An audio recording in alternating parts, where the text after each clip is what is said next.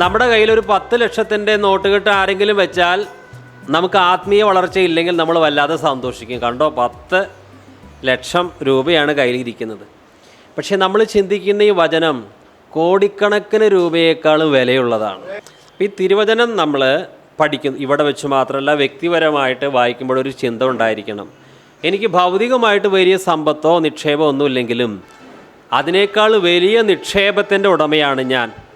സകല വചനത്തിലും പരിജ്ഞാനത്തിലും കൊരിന്ത്യ വിശ്വാസികൾ സമ്പന്നരായി തീർന്നതുപോലെ നമുക്ക് ഓരോരുത്തർക്കും വചനത്തിൽ സമ്പന്നരായി തീരുവാൻ സാധ്യതയുണ്ട്. അതിനായിട്ടുള്ളൊരു ദാഹം ഒരുക്കം ഉണ്ടായിരിക്കണം. വചനം എന്ന് കേൾക്കുമ്പോൾ അതിൻ്റെ വില നമ്മൾ മനസ്സിലാക്കണം. അല്ലെങ്കിൽ ഇതെന്തോ കേൾക്കുന്ന കാര്യം തന്നെയല്ലേ എന്നുള്ളതാണ്. എല്ലാ നിക്ഷേപങ്ങളെക്കാളും ശ്രേഷ്ഠമായ നിക്ഷേപം ദൈവവചനമെന്നുള്ള നിക്ഷേപമാണ്. ചിലർ ക്രിസ്തുവിനെ അസൂയയും പിണക്കവും നിമിത്തം പ്രസംഗിക്കുന്നു, ചിലരോ നല്ല മനസ്സോടെ തന്നെ. അവർ സുവിശേഷത്തിൻ്റെ പ്രതിവാദത്തിനായി ഞാനിവിടെ കിടക്കുന്നുവെന്ന് അറിഞ്ഞിട്ട് അത് സ്നേഹത്താൽ ചെയ്യുന്നു. മറ്റവരോ എൻ്റെ ബന്ധനങ്ങളിൽ എനിക്ക് ക്ലേശം വരുത്തുവാൻ ഭാവിച്ചുകൊണ്ട് നിർമ്മലതയോടെയല്ല ശാഠ്യത്താൽ അത്രേ ക്രിസ്തുവിനെ പ്രസംഗിക്കുന്നത്. പിന്നെ എന്ത്, നാട്യമായിട്ടോ പരമാർത്ഥമായിട്ടോ ഏതു വിധമായാലും ക്രിസ്തുവിനെയല്ലോ പ്രസംഗിക്കുന്നത്. ഇതിൽ ഞാൻ സന്തോഷിക്കും. ശാഠ്യത്താൽ പോലും ദൈവത്തിൻ്റെ വചനം പ്രസംഗിക്കുന്നത് പൗലോസ് അതിൽ സന്തോഷിക്കുകയാണ്. ആ ശാഠ്യക്കാരുടെ സ്വഭാവത്തെയല്ല പ്രശംസിക്കുന്നത്. കാരണം ഏത് രീതിയിലെങ്കിലും ഈ സുവിശേഷം വ്യാപരിക്കുവാൻ ഇടയാകുന്നല്ലോ എന്നോർത്ത് സന്തോഷം. ആഭരണം ഇട്ടൊരു വിഭാഗം തന്നെ സുവിശേഷ വേല ചെയ്ത് കുറേ ആത്മാക്കൾ നേടുമ്പോൾ നമ്മൾ നെറ്റി ചുളിച്ച് ഇവരൊന്നും വേർപാടില്ലാത്തവരാണെന്ന് പറഞ്ഞ് അകന്നിരിക്കേണ്ട കാര്യമില്ല. നമുക്കൊരു പക്ഷേ അവരുടെ ഉപദേശം അംഗീകരിക്കേണ്ട കാര്യമില്ല. എന്നാൽ അവരിലൂടെ ദൈവം ചെയ്ത ചില നല്ല കാര്യങ്ങൾ കാണുമ്പോൾ സന്തോഷത്തോടെ സ്തോത്രം ചെയ്യാൻ സാധിക്കണം. ഇതുപോലെ തന്നെ നമ്മുടെ ജീവിതത്തിൽ ചില വീഴ്ചകളും പാളിച്ചകളൊക്കെ ഉണ്ട്, നമുക്കത് കാണാൻ സാധിക്കുന്നില്ല. അതുകൊണ്ട് ഈ പൗലോസ് പറയും, ഞാൻ സന്തോഷിക്കുകയാണ്. മറ്റൊരു പ്രധാനപ്പെട്ട കാര്യം, ഇവർ ക്രിസ്തുവിനെയാണ് പ്രസംഗിച്ചത്. ഇവർ ശാഠ്യക്കാരും മാത്രമല്ല, പൗലോസിൻ്റെ ബന്ധനങ്ങളിൽ പൗലോസിനെ ഒന്നുകൂടി വിഷമിപ്പിക്കുവാൻ പൗലോസിനെതിരെ പല കാര്യങ്ങളും പറഞ്ഞു വരുത്തുന്നവരാണ്. എന്നിട്ട് പോലും സന്തോഷിക്കുക. കാരണം അവർ പ്രസംഗിച്ചത് ക്രിസ്തുവിനെക്കുറിച്ച്. ഇതിൽ നമ്മൾ പഠിക്കേണ്ട പാഠെന്താണ്? നമ്മളും ക്രിസ്തുവിനെക്കുറിച്ചാണ് പ്രസംഗിക്കേണ്ടത്. മനുഷ്യൻ്റെ ശ്രദ്ധ ആകർഷിപ്പിക്കുന്ന കഥകളും നമ്മുടെ ബുദ്ധിയുടെ മഹത്വം കാണിക്കുവാൻ, നമ്മുടെ അറിവ് മറ്റുള്ളവർക്ക് ബോധ്യപ്പെടുത്തുവാൻ ഒരുപക്ഷെ നമുക്ക് ശാസ്ത്ര സാങ്കേതിക കാര്യങ്ങളിലും വിദ്യാഭ്യാസപരമായ കാര്യങ്ങളിലും അനുഭവ സൗമ്യത്തിലൊക്കെ ഒത്തിരി കാര്യങ്ങൾ കേൾവിക്കാരേക്കാളും കൂടുതലായിട്ടുണ്ടാകാം. ഈ സുവിശേഷ പ്രസംഗം എന്നുള്ളത് പ്രസംഗകൻ്റെ അറിവും ലോകജ്ഞാനവും പ്രകടിപ്പിക്കുന്ന ഒരു വേദിയല്ല, അത് ക്രിസ്തുവിനെ പ്രസംഗിക്കുന്ന ഒരു വേദിയാണ്.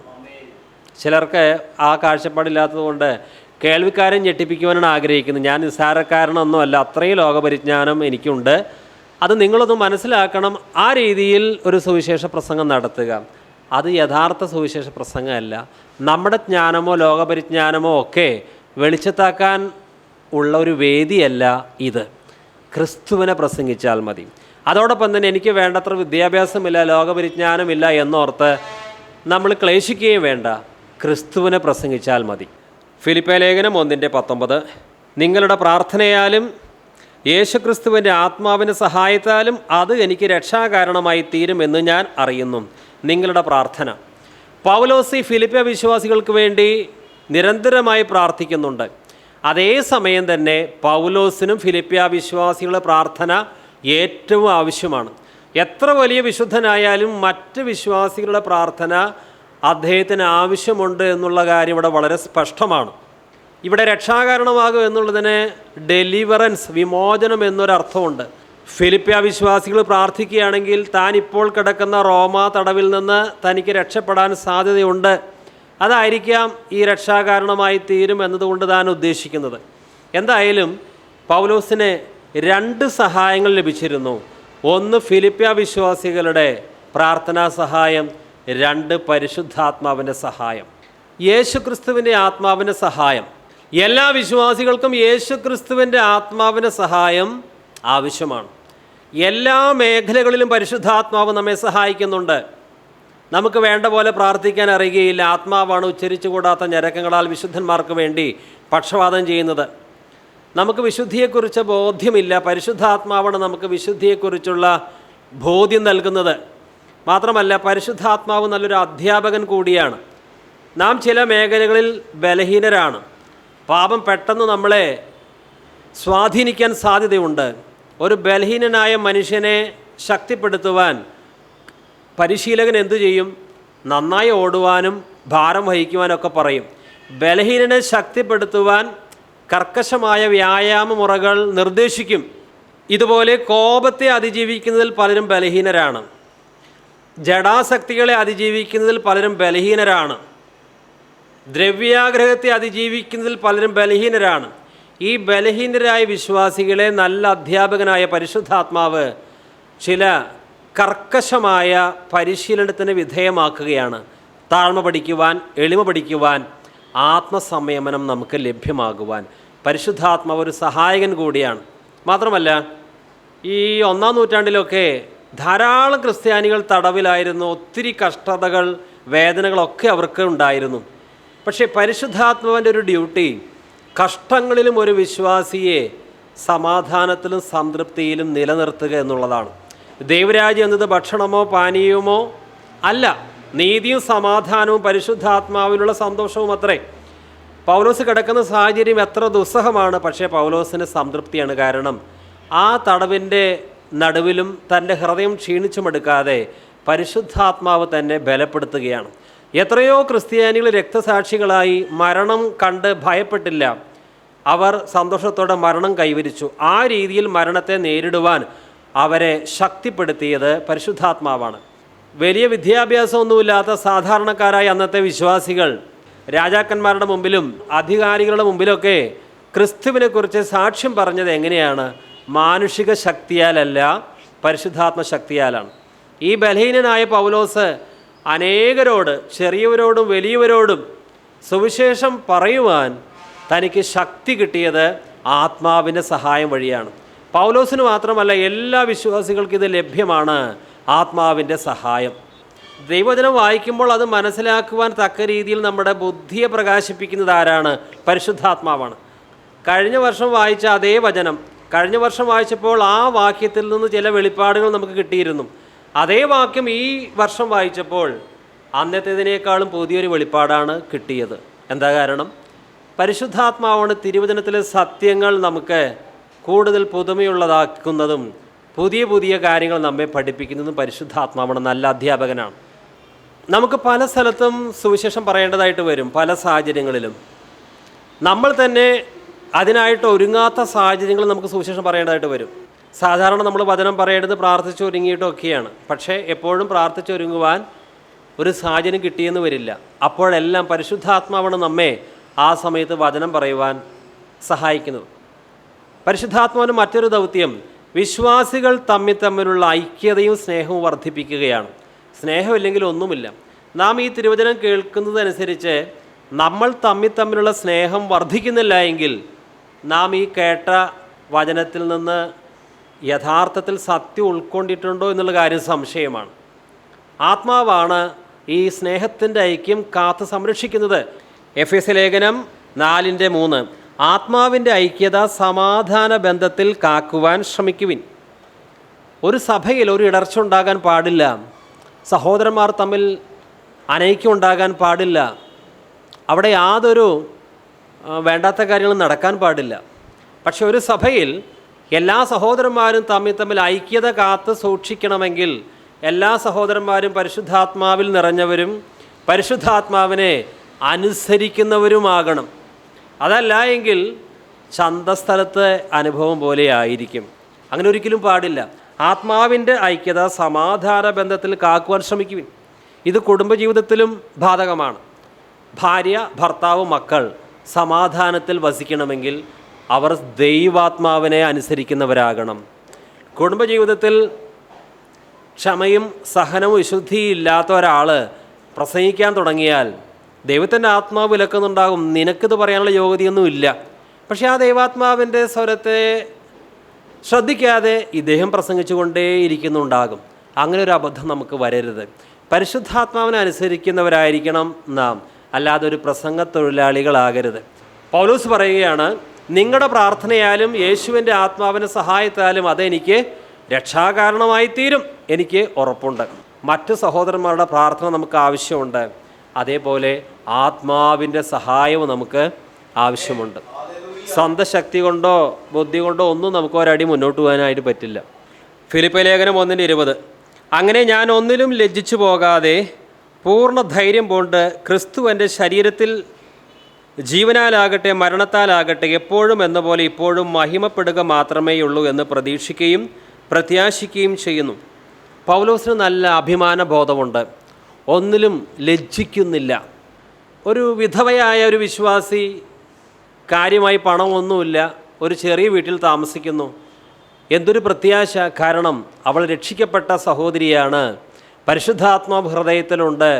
അവൾക്ക് ഞെരുക്കവും കഷ്ടങ്ങളൊക്കെ ഉണ്ടെങ്കിലും അവൾ ക്രിസ്തുവിൽ പ്രശംസിക്കുകയാണ്. ഇന്ന് നല്ല വിദ്യാഭ്യാസമുണ്ട്, ജോലിയുണ്ട്, പലരും ലജ്ജിക്കുകയാണ്. ജീവിതം തന്നെ എന്തിനാണ് എന്ന് ചിന്തിക്കുകയാണ്. ഓർത്തോർത്തുള്ള ഖേദം, ജീവിതത്തിൽ പലതും നേടാൻ കഴിഞ്ഞില്ലല്ലോ എന്നുള്ള ദുഃഖം, രക്ഷിക്കപ്പെടാത്ത പലർക്കും മറ്റുള്ളവർക്കുള്ള പലതും എനിക്ക് സ്വന്തമാക്കുവാൻ സാധിച്ചിട്ടില്ലല്ലോ എന്നുള്ള ഖേദനിമിത്തം വളരെ വേദന, ലജ്ജ. എന്നാൽ ഒരു യഥാർത്ഥ ദൈവപൈതൽ, അവന് സമ്പത്തില്ല, വിദ്യാഭ്യാസമില്ല, സൗന്ദര്യമില്ല, ഇതൊന്നുമില്ല എങ്കിലും അവന് ലജ്ജയില്ല. കാരണം അവൻ്റെ ശരീരം കൊണ്ട് ഏതെങ്കിലും രീതിയിൽ കർത്താവിനെ മഹത്വപ്പെടുത്തണം, അതാണ് ആഗ്രഹം. എന്തുകൊണ്ട് പൗലോസ് ലജ്ജിച്ചില്ല? കാരണം ഉത്തരം വളരെ വ്യക്തം. തൻ്റെ ശരീരത്തിൽ ഏത് രീതിയിലാണ് ക്രിസ്തുവിനെ മഹത്വപ്പെടുത്തേണ്ടത്, അതാണ് തൻ്റെ ചിന്ത. താൻ തടവിൽ പീഡനം അനുഭവിക്കുന്നു. ഇതിനു മുമ്പും ധാരാളം ഉപദ്രവങ്ങൾ, അടികളൊക്കെ കിട്ടിയിട്ടുണ്ട്. ഇതൊക്കെ കിട്ടുമ്പോൾ തൻ്റെ ചിന്ത എന്താണ്? എൻ്റെ ശരീരം കൊണ്ട് എങ്ങനെ എൻ്റെ കർത്താവിനെ മഹത്വപ്പെടുത്തുവാൻ സാധിക്കും?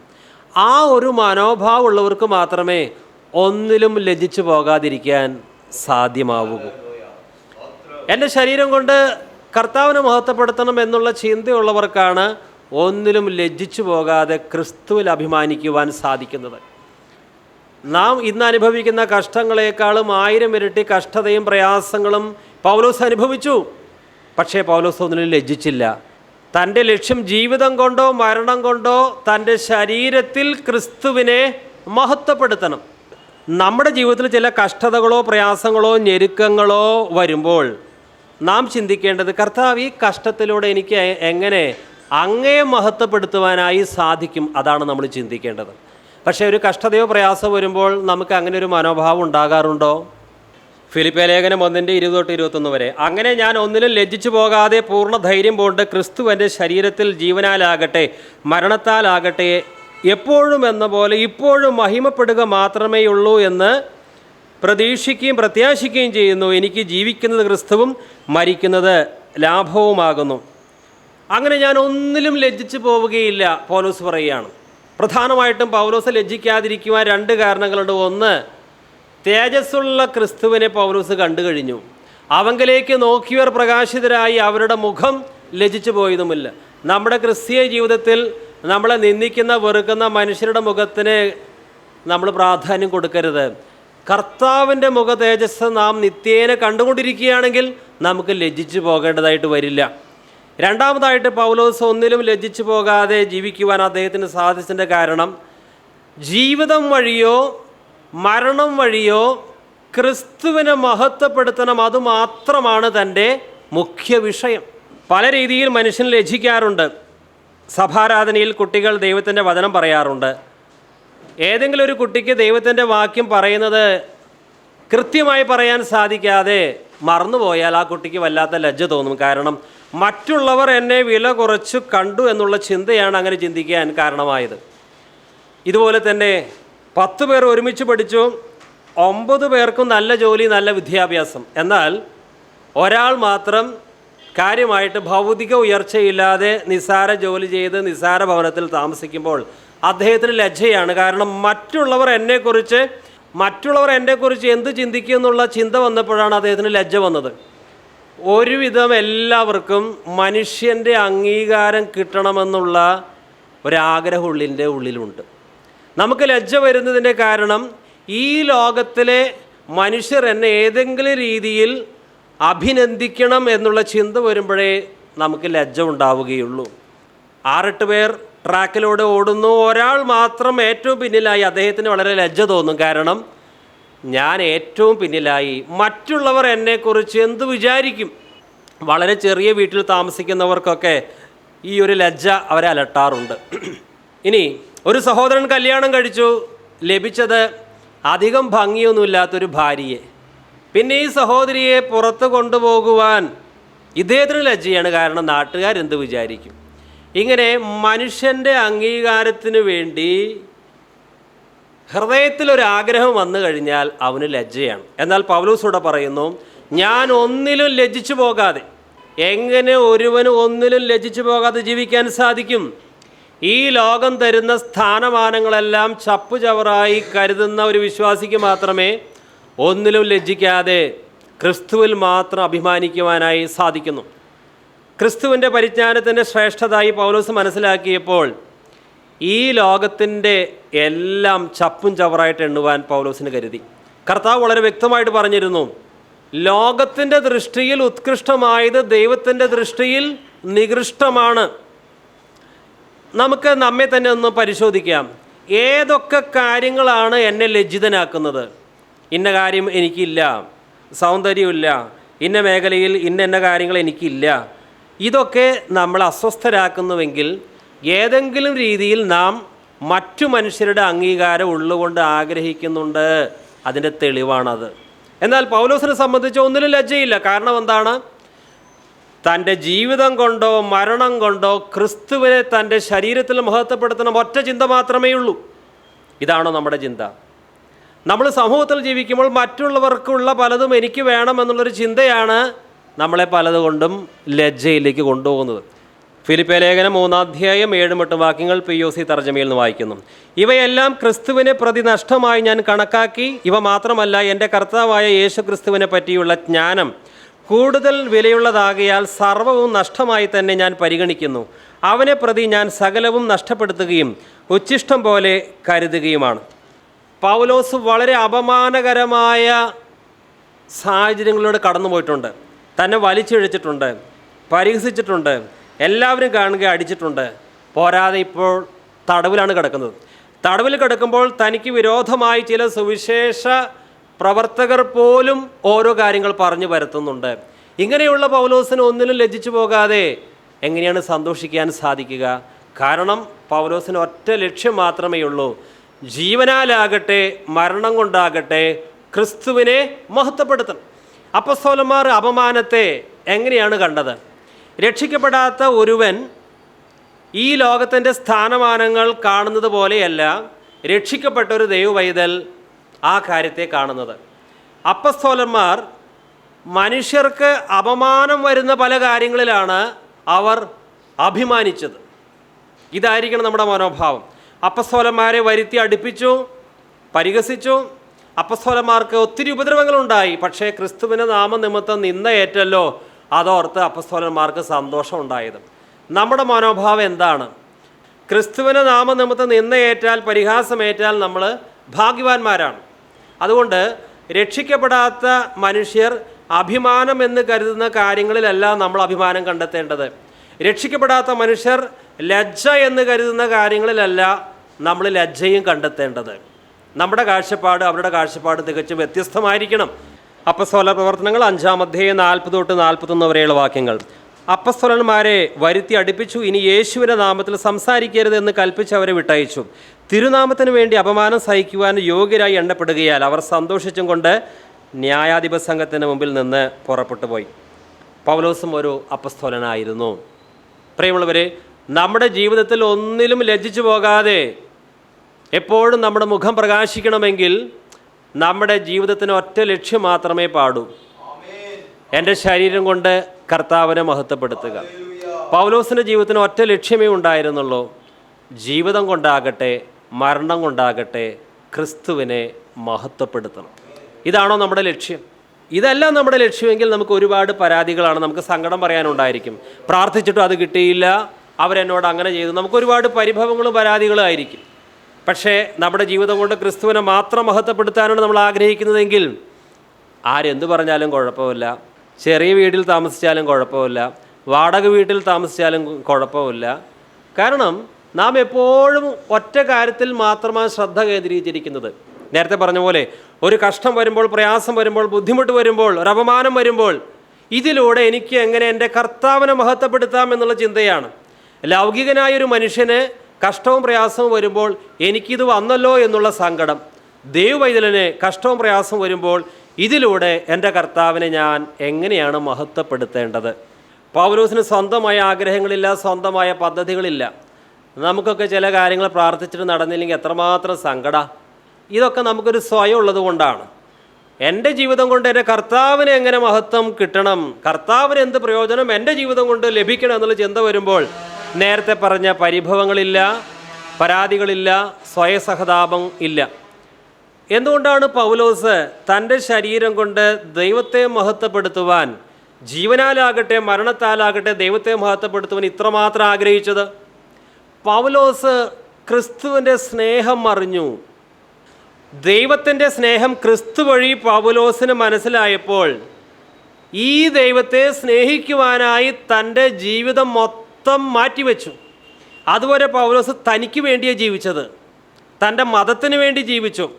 എന്നാൽ പൗലോസ് സത്യം മനസ്സിലാക്കിയപ്പോൾ, ദൈവത്തിൻ്റെ സ്നേഹം മനസ്സിലാക്കിയപ്പോൾ പറയുന്നത്, ക്രിസ്തുവിൻ്റെ സ്നേഹം ഞങ്ങൾ നിർബന്ധിക്കുകയാണ്. അതുകൊണ്ട് ഈ ക്രിസ്തു എനിക്ക് വേണ്ടി മരിച്ചല്ലോ, ഇനി ഞാൻ എനിക്ക് വേണ്ടി ജീവിക്കുകയില്ല, എനിക്ക് വേണ്ടി മരിച്ച് ഉയർത്തുവിന് വേണ്ടി തന്നെ ഞാൻ ജീവിക്കും. ഇതാണ് ഒരു യഥാർത്ഥ ക്രിസ്ത്യാനിയുടെ ഭാവം. അനേകർക്ക് നിരാശയും ദുഃഖമൊക്കെ അവർക്ക് വേണ്ടി ജീവിക്കുന്നു, ഭാര്യയ്ക്ക് വേണ്ടി ജീവിക്കുന്നു, മക്കൾക്ക് വേണ്ടി ജീവിക്കുന്നു, സംഘടനയ്ക്ക് വേണ്ടി ജീവിക്കുന്നു. അങ്ങനെയുള്ളവർക്കൊക്കെ മുഖം കുനിക്കേണ്ടതായിട്ട് വരും, ലജ്ജിക്കേണ്ടതായിട്ട് വരും. പൗലോസ് പറയുന്നുണ്ട് ഗലാത്യ ലേഖനത്തിൽ വീണ്ടും, എന്നെ സ്നേഹിച്ച് എനിക്ക് വേണ്ടി തന്നെ ഏൽപ്പിച്ചു കൊടുത്ത ആ ക്രിസ്തുവിലുള്ള വിശ്വാസത്താലാണ് തുടർന്നുള്ള എൻ്റെ ജീവിതം. 2 കൊരിന്ത്യർ 5-ാം അധ്യായം 14-15 വരെ. ക്രിസ്തുവിൻ്റെ സ്നേഹം ഞങ്ങളെ നിർബന്ധിക്കുന്നു, എല്ലാവർക്കും വേണ്ടി ഒരുവൻ മരിച്ചിരിക്കെ എല്ലാവരും മരിച്ചുവെന്നും ജീവിക്കുന്നവർ ഇനി തങ്ങൾക്കായിട്ടല്ല തങ്ങൾക്ക് വേണ്ടി മരിച്ചു ഉയർത്തവനായിട്ട് തന്നെ ജീവിക്കേണ്ടതിന് അവൻ എല്ലാവർക്കും വേണ്ടി മരിച്ചു എന്ന് ഞങ്ങൾ നിർണയിച്ചിരിക്കുന്നു. ലജ്ജയും അപമാനവും സ്വയസഹതാപവും ഒക്കെ വരുന്നത് നാം നമുക്ക് വേണ്ടി തന്നെ ജീവിക്കുമ്പോഴാണ്. കണ്ണീരും കരച്ചിലും ഒക്കെ പലപ്പോഴും സ്വന്തം മോഹങ്ങൾ നടക്കാതെ വരുമ്പോൾ, ജഡത്തിൻ്റെ താല്പര്യങ്ങൾ നടക്കാതെ വരുമ്പോഴാണ് ചില കണ്ണീർ വരുന്നത്. എല്ലാ കണ്ണീരിനെയും കുറിച്ചല്ല പറയുന്നത്. എന്നാൽ പൗലോസ് അതിൽ നിന്നൊക്കെ മോചനം പ്രാപിച്ച വ്യക്തിയായിരുന്നു. ഗലാത്യ 2:20 പറയുന്നു, ഗലാത്യ 2:20, ഞാൻ ക്രിസ്തുവിനോടുകൂടെ ക്രൂശിക്കപ്പെട്ടിരിക്കുന്നു, ഇനി ജീവിക്കുന്നത് ഞാനല്ല, ക്രിസ്തു അത്ര എന്നിൽ ജീവിക്കുന്നു. ഇപ്പോൾ ഞാൻ ജഡത്തിൽ എന്ന് പറഞ്ഞ ശരീരത്തിൽ നിന്നാണ് അർത്ഥം. ഇപ്പോൾ ഞാൻ ജഡത്തിൽ അഥവാ ശരീരത്തിൽ ജീവിക്കുന്നതോ എന്നെ സ്നേഹിച്ച് എനിക്ക് വേണ്ടി തന്നെത്താൻ ഏൽപ്പിച്ചു കൊടുത്ത ദൈവപുത്രനിലുള്ള വിശ്വാസത്താൽ അത്രേ. ക്രിസ്തു നമ്മെ സ്നേഹിച്ചു, അത് സത്യമാണ് എങ്കിൽ നമ്മുടെ ശരീരത്തിന് ഇനി ഒറ്റ ഡ്യൂട്ടി മാത്രമേ പാടൂ. അതെന്താണ്? എൻ്റെ ശരീരം കൊണ്ട് എൻ്റെ കർത്താവിനെ മഹത്വപ്പെടുത്തണം. എനിക്ക് മരണം വരട്ടെ, ജീവിക്കാൻ അവസരം കിട്ടട്ടെ, ഒരേ ഒരു ലക്ഷ്യം മാത്രം. പൗലോസ് പറഞ്ഞതുപോലെ, എനിക്ക് ജീവിക്കുന്നത് ക്രിസ്തു, മരിക്കുന്നത് ലാഭം. ഒന്നുകിൽ നമുക്ക് വേണ്ടി തന്നെ ജീവിക്കാം, ക്രിസ്തുവിനെ ഒഴിവാക്കേണ്ട കാര്യമൊന്നുമില്ല. നമ്മുടെ സ്വകാര്യ ആവശ്യങ്ങൾ നിറവേറ്റുവാൻ ക്രിസ്തുവിനോട് തീഷ്ണതയോടെ പ്രാർത്ഥിക്കാം, ഉപവസിക്കാം, പലതും ചെയ്യാം. ക്രിസ്തുവിൽ നിന്ന് അനുഗ്രഹങ്ങൾ നേടിയെടുക്കാനുള്ളൊരു ജീവിതം. അങ്ങനെയും ജീവിച്ചാൽ ചില കാര്യങ്ങൾ നമുക്ക് കിട്ടി എന്ന് വരാം. മറ്റൊന്ന്, സ്വയത്തിന് വേണ്ടി ഒന്നും ചെയ്യാതെ, നമുക്ക് വേണ്ടി ജീവിക്കാതെ ക്രിസ്തുവിന് വേണ്ടി ജീവിക്കുക. ലോകത്തിലെ മതങ്ങളൊക്കെ പഠിപ്പിക്കുന്നത് ദൈവത്തെ ഉപയോഗിച്ച് കാര്യം നടത്താൻ വേണ്ടിയാണ്. ക്രിസ്തുവിൻ്റെ മാർഗം മാത്രമാണ് ക്രിസ്തുവിന് വേണ്ടി ഭക്തന്മാരോട് ജീവിക്കാൻ ആഹ്വാനം കൊടുക്കുന്നത്. ഇനി നമുക്ക് വേണ്ടി തന്നെ ജീവിച്ചാൽ വല്ല നേട്ടവും കിട്ടുമോ ഈ ലോകത്തിൽ? പലരും എത്രമാത്രം കാര്യങ്ങൾ നേടിക്കൂട്ടുന്നുണ്ട്. അവനവന് വേണ്ടി ജീവിക്കാൻ പരിശ്രമിച്ചാൽ ചിലതൊക്കെ താൽക്കാലികമായ നേട്ടങ്ങൾ ഈ ലോകത്തിൽ കിട്ടിയെന്ന് വരാം. പക്ഷേ ഒരു പ്രയോജനവുമില്ല. ഒരു മനുഷ്യൻ സകല ലോകവും നേടിയാലും അവൻ്റെ ആത്മാവിനെ നഷ്ടമാക്കിയാൽ എന്ത് പ്രയോജനം? അതുകൊണ്ട് ഈ ക്രിസ്തീയ ജീവിതം നമ്മൾ തിരഞ്ഞെടുക്കുന്നത് സ്വന്തം ആഗ്രഹങ്ങളും അഭിലാഷങ്ങളും നിറവേറ്റുവാനല്ല, മറിച്ച് എൻ്റെ ജീവിതം കൊണ്ടാകട്ടെ മരണം കൊണ്ടാകട്ടെ എൻ്റെ കർത്താവിനെ ഏത് രീതിയിൽ എനിക്ക് മഹത്വപ്പെടുത്താൻ സാധിക്കും. പൗലോസ് എത്രമാത്രം കഷ്ടത സഹിച്ചു, എത്രമാത്രം തടവ്, ഉറക്കമിളപ്പ്, പട്ടിണി, കപ്പലപകടം, ഒരുപാട്.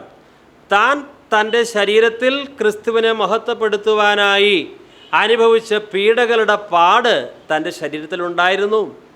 അതിനെ ചൂടടയാളം എന്നാണ് ഇതിൽ എഴുതിയിരിക്കുന്നത്. ഗലാത്യ ലേഖനം 6:17. ഇനി ആരും എനിക്ക് പ്രയാസം വരുത്തരുത്, ഞാൻ യേശുവിൻ്റെ ചൂടടയാളം എൻ്റെ ശരീരത്തിൽ വഹിക്കുന്നു. നാം ശരീരത്തിലായിരിക്കുമ്പോൾ നമ്മുടെ ശരീരം കൊണ്ട് നാം എന്താണ് ചെയ്യുന്നത് അതിന് വലിയ പ്രാധാന്യമുണ്ട്. നമ്മുടെ ശരീരം കൊണ്ട് ചെയ്യുന്ന കാര്യങ്ങൾക്ക് പ്രാധാന്യമുണ്ട്. എന്താ കാരണം? അവനവൻ ശരീരത്തിലിരിക്കുമ്പോൾ ചെയ്യുന്ന പ്രവൃത്തികൾ നല്ലതാകട്ടെ ചീത്തയാകട്ടെ അതിന് തക്കവിധം പ്രതിഫലം പ്രാപിക്കുവാൻ നാം എല്ലാവരും യേശുക്രിസ്തുവിൻ്റെ ന്യായാസനത്തിന് മുമ്പാകെ നിൽക്കേണ്ടതാണ്. അതുകൊണ്ട് നമ്മുടെ ശരീരം കൊണ്ട് ദൈവത്തെ മഹത്വപ്പെടുത്താതെ നമ്മുടെ സ്വന്തം താല്പര്യങ്ങൾക്കായി നമ്മുടെ ശരീരം ഉപയോഗിക്കുകയാണെങ്കിൽ തീർച്ചയായിട്ടും പാപം ചെയ്യും. ആരാണ് പാപത്തെ അതിജീവിക്കുന്ന വ്യക്തി? ശരീരം കൊണ്ട് ദൈവത്തെ മഹത്വപ്പെടുത്തുന്നവനാണ് പാപത്തെ അതിജീവിക്കുന്നവൻ. ശരീരം കൊണ്ട് ക്രിസ്തുവിനെ മഹത്വപ്പെടുത്തുന്നവൻ ഒരു വിശുദ്ധനായിരിക്കും. ശരീരം കൊണ്ട് ക്രിസ്തുവിനെ മഹത്വപ്പെടുത്തുക എന്ന് പറഞ്ഞാൽ എല്ലാ മേഖലകളിലാണ്. നമ്മുടെ സംസാരത്തിൽ, സാമ്പത്തിക മേഖലയിൽ, വൈകാരിക മേഖലയിൽ, കുടുംബജീവിതത്തിൽ, സഭാ മേഖലയിൽ എൻ്റെ ശരീരം കൊണ്ട് എൻ്റെ കർത്താവിനെ എങ്ങനെ മഹത്വപ്പെടുത്തുവാൻ എനിക്ക് സാധിക്കും. 2 കൊരിന്ത്യർ 5:9-10 വരെയുള്ള വാക്യങ്ങൾ. അതുകൊണ്ട് ശരീരത്തിൽ വസിച്ചാലും ശരീരം വിട്ടാലും അവനെ പ്രസാദിപ്പിക്കുകയാകുന്നു ഞങ്ങളുടെ ജീവിത ലക്ഷ്യം.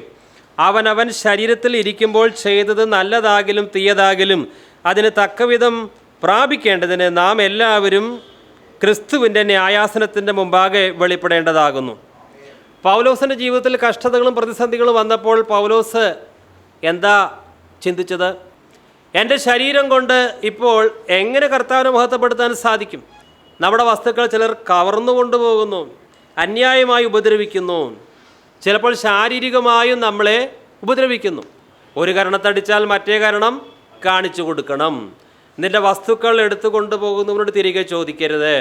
വസ്ത്രം ചോദിക്കുന്നവനെ പുതപ്പ് കൂടി തടുക്കാൻ പാടില്ല.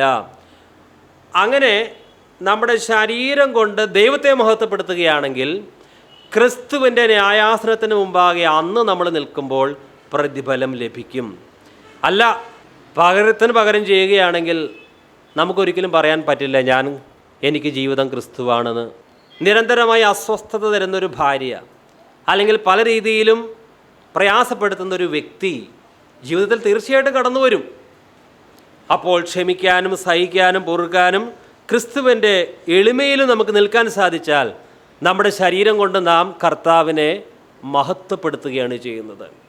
ഒപ്പത്തിനൊപ്പം പറയുക, പിന്നെ പല കാര്യങ്ങളുണ്ടല്ലോ, അവർക്കൊന്നും അവരുടെ ശരീരം കൊണ്ട് കർത്താവിനെ മഹത്വപ്പെടുത്താൻ സാധിക്കില്ല. വീണ്ടും 20-ാം വാക്യം വായിക്കാം. 20-ാം വാക്യം, ക്രിസ്തു എൻ്റെ ശരീരത്തിൽ ജീവനാലാകട്ടെ മരണത്താലാകട്ടെ എപ്പോഴും എന്ന പോലെ ഇപ്പോഴും മഹിമപ്പെടുക മാത്രമേയുള്ളൂ എന്ന് പ്രതീക്ഷിക്കുകയും പ്രത്യാശിക്കുകയും ചെയ്യുന്നു. ജീവിതം കൊണ്ട് മാത്രമല്ല, മരണം കൊണ്ടും പൗലോസ് കർത്താവിനെ മഹത്വപ്പെടുത്താനാണ് ആഗ്രഹിക്കുന്നത്. മരണം തൊട്ടടുത്ത് നിൽക്കുന്ന ഒട്ടനവധി സാഹചര്യങ്ങൾ പൗലോസിൻ്റെ ജീവിതത്തിലുണ്ടായി. പൗലോസ് മരണത്തെ നോക്കിക്കണ്ടത് നമ്മൾ മരണത്തെ നോക്കിക്കണ്ടതുപോലെയല്ല. ഈ മരണത്തിലൂടെ എനിക്കെങ്ങനെ കർത്താവിനെ മഹത്വപ്പെടുത്താൻ പറ്റും? ഏതെങ്കിലും ഒരു പ്രതിസന്ധി, മരണകരമായൊരു പ്രതിസന്ധി നമുക്ക് വന്നാൽ നമ്മുടെ ഒന്നാമത്തെ ചിന്ത അതാണോ? ഈ മരണത്തിലൂടെ എനിക്ക് എങ്ങനെ കർത്താവിനെ മഹത്വപ്പെടുത്താം? പൗലോസ് വ്യക്തമായിട്ട് പറയുന്നു, ജീവിതം കൊണ്ടോ മരണം കൊണ്ടോ ശരീരം വഴി കർത്താവിനെ മഹത്വപ്പെടുത്തണം. നമുക്ക് വാസ്തവത്തിൽ ഇങ്ങനെ ജീവിതത്തിൽ വരുന്ന പ്രയാസങ്ങളെ ഞെരുക്കങ്ങളെയൊക്കെ ഈ വീക്ഷണകോണിൽ കാണാൻ സാധിക്കുന്നുണ്ടോ? ഒരു ദിവസം വയ്ക്കാൻ അരിയില്ല, മക്കൾക്ക് കൊടുക്കുവാൻ ഫീസില്ല, മറ്റു പല ഞെരുക്കങ്ങൾ. നമ്മുടെ ചിന്ത എന്തായിരിക്കും? ഈ കഷ്ടത്തിലൂടെ എൻ്റെ കർത്താവിനെ എങ്ങനെ മഹത്വപ്പെടുത്തണമെന്നാണോ ആദ്യം ചിന്ത വരുന്നത്? പൗലോസിനെ സംബന്ധിച്ച് എന്ത് വന്നാലും ഇതിലൂടെ എൻ്റെ കർത്താവിനെ മഹത്വപ്പെടുത്തണം. മരണം വരട്ടെ. സാധാരണ മനുഷ്യൻ ജീവിതത്തെ വളരെ കൊതിക്കുന്നു, മരണമെന്ന് കേട്ടാൽ പേടിയാണ്. മരണവും ജീവനും എതിർ ദിശയിൽ നിൽക്കുന്ന 2 ശത്രുക്കളായിട്ടാണ് പലരും കരുതുന്നത്. പക്ഷേ പൗലോസിനെ സംബന്ധിച്ച് മരണത്തെ ഓർക്കുമ്പോൾ ഒരു ഭീതിയൊന്നുമില്ല.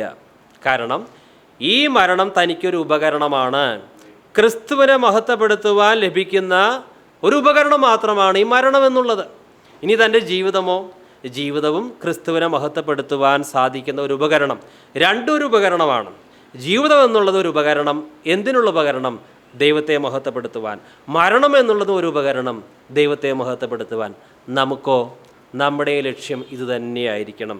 ജീവനാലാകട്ടെ മരണത്താലാകട്ടെ ശരീരം കൊണ്ട് കർത്താവിനെ മഹത്വപ്പെടുത്തണം. Praise the Lord. ജീവൻ്റെയും മരണത്തിൻ്റെയും വിഷയമാണ് നമ്മൾ കൈകാര്യം ചെയ്യുന്നത്. ഇതിനേക്കാൾ അപ്പുറമായൊരു വിഷയമില്ല. പൗലോസിൻ്റെ ആഗ്രഹം തൻ്റെ മരണം കൊണ്ട് കർത്താവിനെ മഹത്വപ്പെടുത്തണം. ഒരു ഭക്തൻ്റെ ആഗ്രഹത്തെ ദൈവം ഒരിക്കലും നിഷേധിക്കുകയില്ല. പൗലോസിൻ്റെ ആഗ്രഹം പോലെ തന്നെ തൻ്റെ മരണം കൊണ്ട് കർത്താവിനെ മഹത്വപ്പെടുത്തുവാൻ സാധിച്ചു. നീറോ ചക്രവർത്തി പൗലോസിനെ ശിരച്ഛേദം ചെയ്തു എന്നാണ് ചരിത്രം പറയുന്നത്. ഒരിക്കൽ പത്രോസിനോട് കർത്താവ് പറഞ്ഞു, നീയും നിൻ്റെ മരണം കൊണ്ട് എന്നെ മഹത്വപ്പെടുത്തും. നമ്മുടെ മരണം എന്തിനു വേണ്ടിയായിരിക്കണം?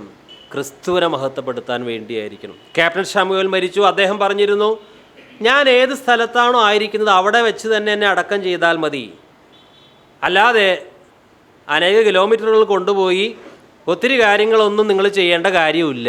കാരണം അദ്ദേഹത്തെ സംബന്ധിച്ച് ശരീരം കൊണ്ട് ദൈവത്തെ മഹത്വപ്പെടുത്തണം, അതല്ലാതെ മരണം ഒരു ആഘോഷമാക്കുകയാണെന്ന് അല്ലേ? ആദിമ ക്രൈസ്തവർക്കൊക്കെ മരണശേഷം ഒരു നല്ല ശവസംസ്കാരമോ ബന്ധുക്കളൊക്കെ വന്ന് വല്ലാത്ത ആഘോഷങ്ങളോ നടത്തുവാനൊന്നും അവർക്ക് സാധിച്ചിരുന്നില്ല. അവരുടെ ലക്ഷ്യം എൻ്റെ മരണം കൊണ്ട് എൻ്റെ കർത്താവിനെ എങ്ങനെ മഹത്വപ്പെടുത്തണം. അനേകം പേർ അതുകൊണ്ടാണ് രക്തസാക്ഷികളായി. യോഹന്നാൻ 21:18-19 വരെ. ആമേൻ ആമേൻ, ഞാൻ നിന്നോട് പറയുന്നു, നീ യൗവനക്കാരനായിരുന്നപ്പോൾ നീ തന്നെ അരകെട്ടി ഇഷ്ടമുള്ളിടത്ത് നടന്നു. വയസ്സനായ ശേഷമോ നീ കൈനീട്ടുകയും മറ്റൊരുത്തൻ നിൻ്റെ അരകെട്ടി നിനക്ക് ഇഷ്ടമില്ലാത്ത ഇടത്തേക്ക് നിന്നെ കൊണ്ടുപോവുകയും ചെയ്യുമെന്ന് പറഞ്ഞു. അതിനാൽ അവൻ ഇന്ന വിധം മരണം കൊണ്ട് ദൈവത്തെ മഹത്വപ്പെടുത്തും എന്ന് അവൻ സൂചിപ്പിച്ചു. അങ്ങനെ പത്രോസും മരണം കൊണ്ട് കർത്താവിനെ മഹത്വപ്പെടുത്തി. കത്തോലിക്ക പശ്ചാത്തലം അങ്ങനെയുള്ളവർക്കൊക്കെ, ഇവിടെ ഇരിക്കുന്നവർക്കല്ല, മരിച്ചാൽ എന്തു വേണം? നല്ല കല്ലറ വേണം, അങ്ങനെയൊക്കെയുള്ള ചിന്തകളൊക്കെയാണ്. പക്ഷേ ഇത് അതിൽ നിന്നൊക്കെ എത്രയോ വ്യത്യസ്തമായൊരു കാര്യമാണ്. ഇവിടെ ഇരിക്കുന്ന നമുക്കൊരാഗ്രഹം വേണം, കർത്താവ് എൻ്റെ മരണം കൊണ്ട് കർത്താവിനെ മഹത്വപ്പെടുത്തണം. എൻ്റെ മരണം കൊണ്ട് എനിക്ക് മഹത്വം കിട്ടുകയല്ല, നല്ല കല്ലറ പണിതു, വലിയ ആഘോഷങ്ങൾ നടത്തി, നാട്ടുകാരും ബന്ധുക്കളൊക്കെ വന്നു, അദ്ദേഹം മരിച്ചപ്പോൾ എത്ര വലിയ ജനാവലിയായിരുന്നു എന്ന് പറഞ്ഞ് എൻ്റെ ജഡത്തിന് പ്രശംസ കിട്ടുകയല്ല. എൻ്റെ മരണം കൊണ്ട് എൻ്റെ കർത്താവിന് മഹത്വം കിട്ടണം. ആ ഒരു കാഴ്ചപ്പാട് നമുക്ക് ഉണ്ടാകണം. രക്തസാക്ഷിയാകേണ്ടി വരികയാണെങ്കിൽ രക്തസാക്ഷിയാകണം. ജീവിതം കൊണ്ടായാലും മരണം കൊണ്ടായാലും ക്രിസ്തുവിനെ മഹത്വപ്പെടുത്തണം. ഫിലിപ്പി ലേഖനം 1:21-24 വരെ. എനിക്ക് ജീവിക്കുന്നത് ക്രിസ്തുവും മരിക്കുന്നത് ലാഭവുമാകുന്നു. എന്നാൽ ജഡത്തിൽ, അതായത് ശരീരത്തിൽ ജീവിക്കുന്നതിനാൽ എൻ്റെ വേലയ്ക്ക് ഫലം വരുമെങ്കിൽ ഏത് തിരഞ്ഞെടുക്കേണ്ടു എന്ന് ഞാൻ അറിയുന്നില്ല. ഇവ രണ്ടിനാലും ഞാൻ ഞരങ്ങുന്നു. വിട്ടുപിരിഞ്ഞ് ക്രിസ്തുവിനോടുകൂടി ഇരിക്കുവാൻ എനിക്ക് കാംക്ഷയുണ്ട്. അത് അത്യുത്തമമല്ലോ. എന്നാൽ ഞാൻ ശരീരത്തിൽ ഇരിക്കുന്നത് നിങ്ങൾ നിമിത്തം ഏറെ ആവശ്യം. പൗലോസ് പറയുന്നു, എനിക്ക് ജീവിക്കുന്നത് ക്രിസ്തുവാണ്, മരിക്കുന്നത് ലാഭം. ജീവിക്കുന്നത് ക്രിസ്തുവാണ് എന്ന് പറഞ്ഞാൽ അതിന് ധാരാളം അർത്ഥങ്ങളുണ്ട്. പൗലോസ് നമ്മെപ്പോലൊരു മനുഷ്യനായിരുന്നു. പൗലോസിൻ്റെ എല്ലാ ദാഹവും കർത്താവായ യേശു ക്രിസ്തു തീർത്തു കൊടുത്തു. സാധാരണ മനുഷ്യർക്ക് ഒത്തിരി ആഗ്രഹങ്ങളുണ്ട്, അഭിലാഷങ്ങളുണ്ട്. പല ആഗ്രഹങ്ങളും തെറ്റായ കാര്യങ്ങളാണ്.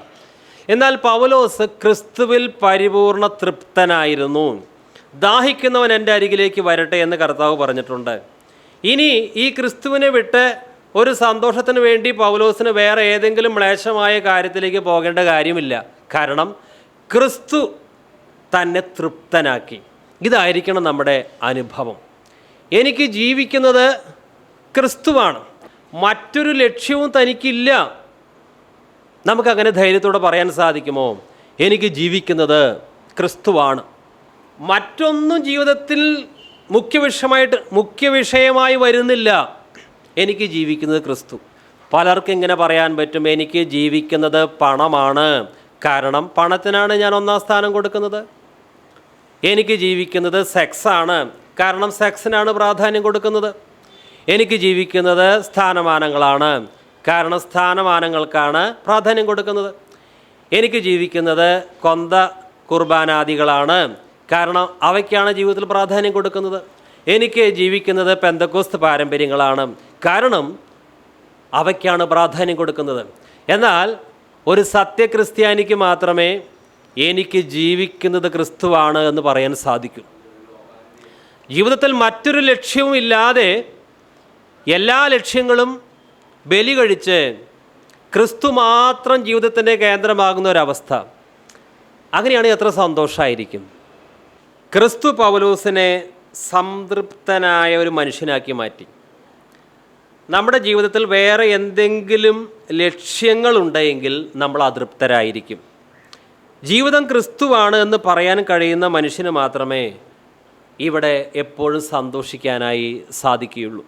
എനിക്ക് ജീവിക്കുന്നത് ക്രിസ്തുവാണ് എന്ന് ധൈര്യത്തോടെ പറയാൻ സാധിക്കുന്ന ഒരുവന് മാത്രമേ ഏതവസ്ഥയിലും സംതൃപ്തി, കഷ്ടത വന്നാലും ഞെരുക്കം വന്നാലും ബുദ്ധിമുട്ട് വന്നാലും അവന് സംതൃപ്തിയാണ്. കാരണം അവനെ സംബന്ധിച്ചിടത്തോളം ജീവിക്കുന്നത് ക്രിസ്തുവാണ്. അതുകൊണ്ട് ഈ തടവിൽ കിടക്കുമ്പോഴും ഒന്നുമില്ല പൗലോസിന്, സമ്പത്തില്ല, ഒത്തിരി ഞെരുക്കങ്ങൾ മാത്രമാണ്. പൗലോസ് പറയുന്നത്, ഉള്ള അവസ്ഥയിൽ സംതൃപ്തിയോടെ ഇരിക്കുവാൻ ഞാൻ പഠിച്ചിട്ടുണ്ട്. ഏതവസ്ഥയിലും എനിക്ക് സംതൃപ്തിയിൽ കഴിയാൻ സാധിക്കും. ഇങ്ങനെ പറയാൻ ആർക്കാ സാധിക്കുക? എനിക്ക് ജീവിതം ക്രിസ്തുവാണ് എന്ന് പറയുന്ന വ്യക്തിക്ക് മാത്രമേ ഏതവസ്ഥയിലും ഉയർച്ചകൾ, താഴ്ചകൾ, നഷ്ടങ്ങൾ, അപമാനങ്ങൾ ഒക്കെ വരട്ടെ, അവൻ്റെ മുഖം വാടുന്നില്ല. അവന് ജീവിതം എന്നുള്ളത് ക്രിസ്തുവാണ്. ഫിലിപ്പിയ ലേഖനം 4:11-12 അല്പം ഭാഗങ്ങൾ. ഉള്ള അവസ്ഥയിൽ സംതൃപ്തിയോടെ ഇരിക്കുവാൻ ഞാൻ പഠിച്ചിട്ടുണ്ട്. താഴ്ചയിലിരിക്കാനും സമൃദ്ധിയിലിരിക്കുവാനും എനിക്ക് അറിയാം. പൗലോസ് പറയുന്നു, എനിക്ക് ജീവിക്കുന്നത് ക്രിസ്തു, മരിക്കുന്നത് ലാഭം. അനേകർക്കും മരിക്കുന്നത് ലാഭമല്ല, അനേകർക്കും മരിക്കുന്നത് നഷ്ടമാണ്. എനിക്ക് ജീവിക്കുന്നത് ക്രിസ്തുവാണ് എന്ന് പറയാത്ത വ്യക്തിക്ക് മരണം ഒരു നഷ്ടമായിരിക്കും. എന്താ കാരണം?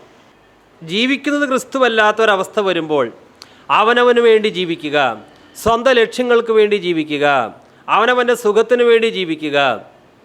ഈ ഭൂമിയിൽ ചിലതൊക്കെ അനുഭവിക്കാൻ സാധിക്കും. ലൗകികനായൊരു മനുഷ്യൻ അവനവന് വേണ്ടി ജീവിക്കുന്നു. അവൻ്റെ ശരീരം കൊണ്ട് ഒത്തിരി കാര്യങ്ങൾ ആസ്വദിക്കുന്നു, ഒത്തിരി സമ്പാദിക്കുന്നു, ധാരാളം സ്ഥാനമാനങ്ങളൊക്കെ ജീവിതം കൊണ്ട് ആ വ്യക്തി നേടുന്നു. പക്ഷേ മരണം വന്നു, ഒരു വല്ലാത്ത നഷ്ടം. കാരണം ഇനിയൊന്നും ആസ്വദിക്കുവാനോ അനുഭവിക്കാനോ സാധ്യമല്ല. പിന്നെയോ പിശാചിനും അവൻ്റെ ദൂതന്മാർക്കും ഒരുക്കിയിരിക്കുന്ന അഗ്നി നരകത്തിൽ നിത്യകാലം പീഡിപ്പിക്കപ്പെടാനാണ് പോകുന്നത്. അങ്ങനെയുള്ളവരെ സംബന്ധിച്ച് മരണം വലിയ നഷ്ടമാണ്. എന്നാൽ പൗലോസിനെ സംബന്ധിച്ച് മരണം ഒരു ലാഭമാണ്. പൗലോസിനെ സംബന്ധിച്ച് മരണം എന്നുള്ളത് സ്വർഗത്തിലേക്കുള്ള ആ നിത്യമായ സന്തോഷത്തിലേക്കുള്ള ഒരു പ്രവേശന കവാടമാണ്. നമുക്കും അങ്ങനെ മരണം ഒരു ലാഭമാണ് എന്ന് പറയാൻ സാധിക്കണമെങ്കിൽ ഇപ്പോൾ ജീവിക്കുന്നത് ക്രിസ്തുവായിരിക്കണം. ഇപ്പോൾ ജീവിക്കുന്നത് ക്രിസ്തുവല്ലാതെ മരണം എനിക്ക് ലാഭമാണ് എന്ന് ഈ വാക്യം കാണാപ്പാഠം പറഞ്ഞതുകൊണ്ട് പ്രയോജനമുണ്ടോ? അപ്പം നിത്യജീവനിലേക്ക് പോകുന്നവർക്ക് മരണം ഒരു ലാഭമാണ്. നിത്യദണ്ഡനത്തിലേക്ക് പോകുന്നവർക്കോ നഷ്ടം മാത്രമല്ല, തീരാ ദുഃഖവും കണ്ണീരാണ്. മത്തായിയുടെ സുവിശേഷം 25-45-46 വാക്യങ്ങൾ. അവൻ അവരോട്, ഈ ഏറ്റവും ചെറിയവരിൽ ഒരുത്തിന് നിങ്ങൾ ചെയ്യാതിരുന്നതെല്ലാം എനിക്കാകുന്നു ചെയ്യാതിരുന്നത് എന്ന് ഞാൻ സത്യമായി നിങ്ങളോട് പറയുന്നു എന്ന് ഉത്തരം അരുളും. ഇവർ നിത്യദണ്ഡനത്തിലേക്കും നീതിമാന്മാർ നിത്യജീവനിലേക്കും പോകും. വിട്ടുപിരിഞ്ഞ് ക്രിസ്തുവിനോടുകൂടി ആയിരിക്കുവാൻ പൗലോസിന് ആഗ്രഹമുണ്ട്. പൗലോസ് പറയുന്നു 23-ാം വാക്യത്തിൽ, വിട്ടുപിരിഞ്ഞ് ക്രിസ്തുവിനോടുകൂടി ഇരിക്കുവാൻ എനിക്ക് കാംക്ഷയുണ്ട്, അത് അത്യുത്തമമല്ലോ. എല്ലാറ്റിനേക്കാൾ ഉത്തമമാണ് വിട്ടുപിരിഞ്ഞ് ക്രിസ്തുവിനോടുകൂടി ആയിരിക്കുക. കാരണം മരണം ഒരു ലാഭമാണല്ലോ, നിത്യമായ സന്തോഷത്തിലേക്കുള്ള പ്രവേശനമാണല്ലോ ഈ മരണം എന്ന് പറയുന്നത്. പൗലോസിന് ഒരു കാര്യവും ഉറപ്പായിരുന്നു, ഈ കൂടാരത്തിൽ നിന്ന് വിട്ടാൽ നേരെ കർത്താവിൻ്റെ സന്നിധിയിലേക്കായിരിക്കും പ്രവേശിക്കുക. വിട്ടുപിരിഞ്ഞ് ക്രിസ്തുവിനോടുകൂടെ ആയിരിക്കുക. വിട്ടുപിരിഞ്ഞാൽ ക്രിസ്തുവിനോടുകൂടെ ഇരിക്കുമെന്നുള്ളതിന് മറ്റൊരു വാക്യം കൂടി പൗലോസ് അപ്പോസ്തലൻ പറയുന്നുണ്ട് കൊരിന്ത്യ ലേഖനത്തിൽ. അതുകൂടി നമുക്ക് വായിക്കാം. 2 കൊരിന്ത്യർ 5-6-8 വരെയുള്ള വാക്യങ്ങൾ. ആകയാൽ ഞങ്ങൾ എല്ലായ്പ്പോഴും ധൈര്യപ്പെട്ട് ശരീരത്തിൽ വസിക്കുമ്പോഴൊക്കെയും കർത്താവിനോടകന്ന് പരദേശികളായിരിക്കുന്നുവെന്ന് അറിയുന്നു. കാഴ്ചയാലല്ല വിശ്വാസത്താൽ അത്രയും ഞങ്ങൾ നടക്കുന്നത്. ഇങ്ങനെ ഞങ്ങൾ ധൈര്യപ്പെട്ട് ശരീരം വിട്ട് കർത്താവിനോട് കൂടെ വസിക്കുവാൻ അധികം ഇഷ്ടപ്പെടുന്നു. ഈ ശരീരം വിട്ട് കർത്താവിനോട് കൂടെ ആയിരിക്കുവാൻ പൗലോസ് ആഗ്രഹിച്ചത് ഈ ഭൂമിയിലെ ദുരിതം കൊണ്ടല്ല, കുറേ കഷ്ടവും സങ്കടവും അടിയും ഉപദ്രവവും തടവും ഒക്കെ പൗലോസ് അനുഭവിച്ചു. ഇതിൽ നിന്ന് എത്രയും പെട്ടെന്ന്